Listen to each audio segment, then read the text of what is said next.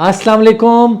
पाकिस्तान और अफ़गानिस्तान के मैच देखते देखते एक इम्पॉर्टेंट मैच जो कि सुप्रीम कोर्ट और वेहीटाउन कराची के बीच में जारी है, उससे रिलेटेड एक न्यूज़ जो है वो मार्केट में आग की तरह फैल गई, सर्कुलेट हो गई, जिसकी वजह से बहुत सारी अफवाहें क्रिएट होना शुरू हो गई। आज उस बारे में मैं आपको तफसील से थोड़ा सा बताते जाऊं, जो कि SBCA की अप्रूवल है, जो कि उन्होंने उस NOC को, जो कि आज से कुछ टाइम पहले 16,896 एकड़ की इशू की गई थी, उसको जो है उन्होंने कैंसिल कर दिया है। एडवर्टीज़मेंट की सारी चीज़ें, उसमें तो क्लियरली उन्होंने मेंशन किया हुआ है कि वो स्क्रूटनी फ़ी जो हमने आपको दी थी उसकी ना अदायगी की वजह से हम इसको कैंसिल कर रहे हैं। अब स्क्रूटनी फ़ी क्या है, इसको समझने वाली बात है। पहले स्क्रूटनी फ़ी वो होती है कि SBCA जो आपका लेआउट प्लान, स्ट्रक्चरल प्लान, ये सारी की सारी एक सोसाइटी के लिए क्रिएट करता है। अप्रूवल के बाद उसकी फ़ीस बहरिया को पे करनी थी।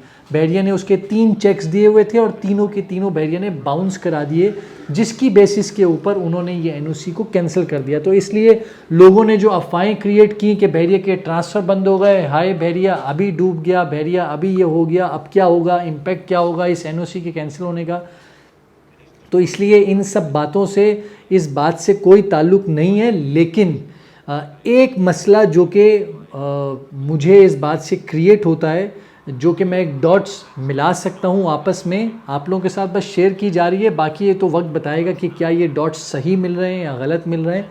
वो ये है कि वेहीटाउन कराची ने सुप्रीम कोर्ट की जो लास्ट हियरिंग गुजरी है उसमें इस बात का जिक्र किया था कि हमें 16,896 एकड़ की जगह 11,700 एकड़ जो है वो SBCA ने अलॉट की गई है। लेकिन वो जो महमूद अख्तर नकवी थे उन्होंने SBCA की अप्रूवल दिखा दी थी, और वो यही अप्रूवल थी कि देखो हमने SBCA की 16,896 एकड़ की अप्रूव किया हुआ मास्टर प्लान। अब उन्होंने इस अप्रूवल को कैंसिल कर दिया।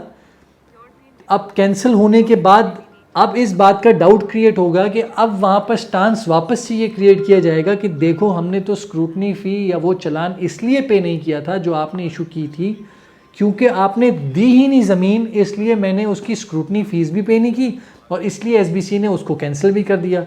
तो अगर ये वाला इशू क्रिएट हो जाता है जिससे वो इस बात को कन्विंस कर लेते हैं कि हमें तो 11,000 एकड़ ही मिली थी, 16,896 एकड़ नहीं मिली थी, तो ये एक मसला अलग से क्रिएट हो जाएगा।